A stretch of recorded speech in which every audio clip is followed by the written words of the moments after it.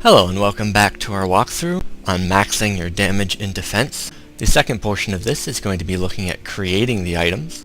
I am going to issue out the warning that doing this will make most of the game incredibly trivial, and that this is only possible as of the current patch and may change in future patches.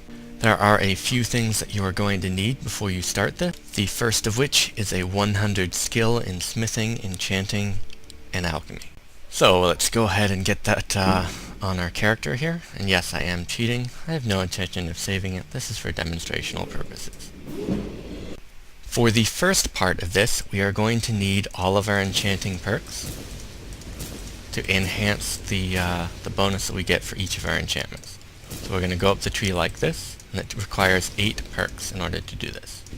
We are then going to need the following perks for the alchemy tree. We need Alchemist to boost our potion creation, Physician, and Benefactor, so a total of 7 perks. For the first pass of this enchanting loop, you require an unenchanted set of armor or clothes, 3 sets of gloves or the appropriate armor slot, 3 helmets, 3 necklaces, and 3 rings. You will also require both the Fortify Alchemy and Fortify Smithing enchantments. Additionally, you will require exactly 13 grand soul gems. The way we are going to start this is by selecting our gloves, or hood, necklace, or ring, whichever you choose first, and then the Fortify Alchemy enchantment. You'll then place a grand soul gem, which will provide you with 25% additional bonus to crafted potions. You will then repeat this for each of the other 3. Once you have crafted your set, ensure that you have the items equipped, and open the alchemy lab. You will require the following ingredients that I will post in the annotations in the left in order to craft Fortify enchanting potions. You may do this starting from the sap or starting from the butterflies. Not including either the Hagraven Claw or the snowberries will cause you to instead create a damage magicka regen potion, which would be an incredible waste of your materials. At this point, it is recommended that you save your game, as you will have to do this quickly. You will first activate the Fortify enchanting potion, and then you will begin enchanting your new set of those same items. This time you'll see that it is slightly stronger.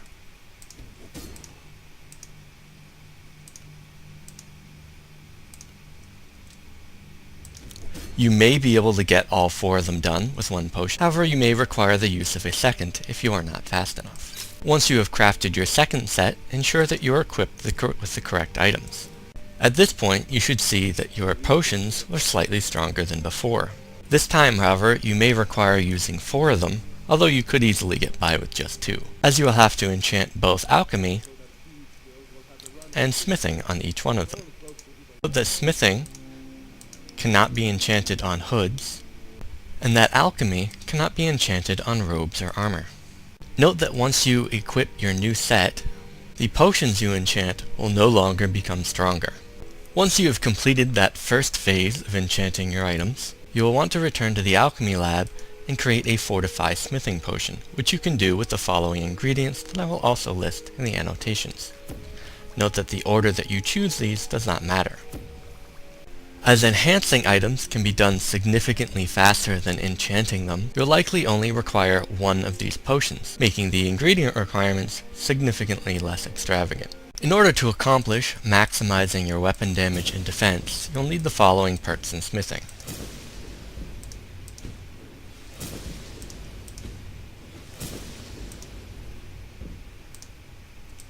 Additionally, if you plan on using light armor, you will also wish to take dragon armor.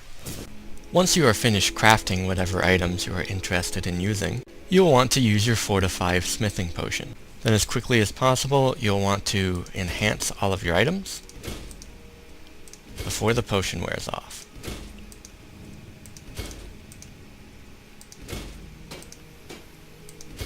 You will then want to do the same at the grindstone.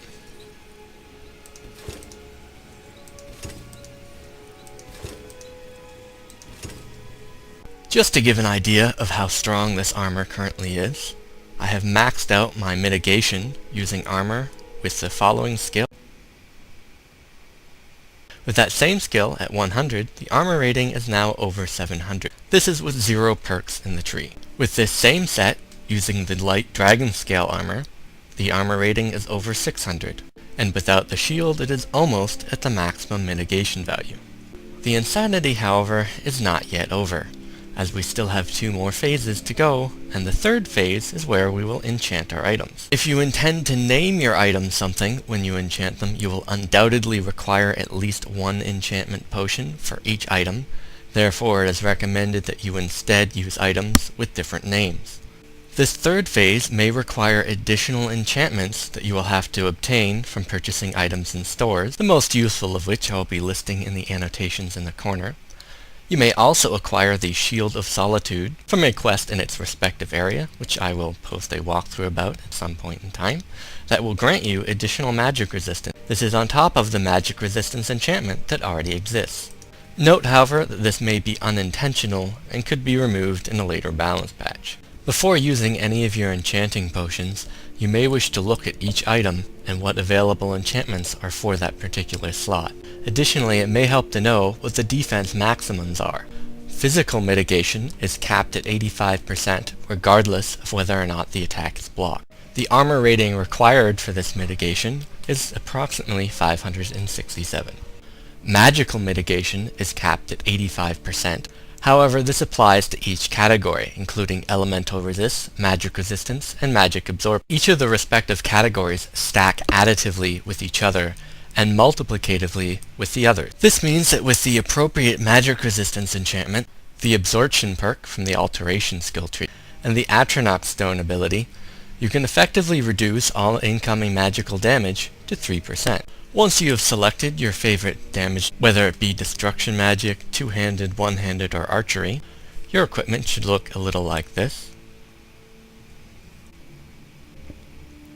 And your weapon damage at max skill level without perks should look a little like this.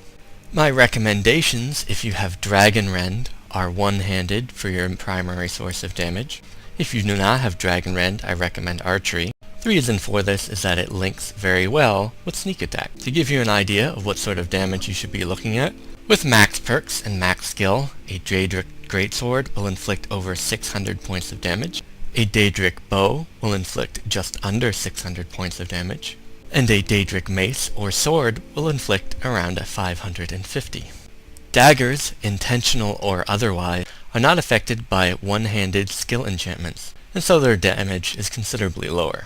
We are not yet finished. We still have one final phase to go, in which we will break the game. You can additionally create potions that increase the damage of one-handed, two-handed, and archery attacks. I will list the following ingredients for the one-handed in the corner in the annotations. The following ingredients will improve archery damage. The following ingredients will make two-handed weapon damage increase, including some additional effects. And finally, if you are insistent on using destruction magic, you can use the following ingredients to improve its damage. Marksman potions, notably, have a bug that increases the damage of all weaponry type. Not sure if you can see this, but the damage of this item has looped around into the thousands, as the potions stack with each other. Just to give you guys an idea of how ridiculous this is,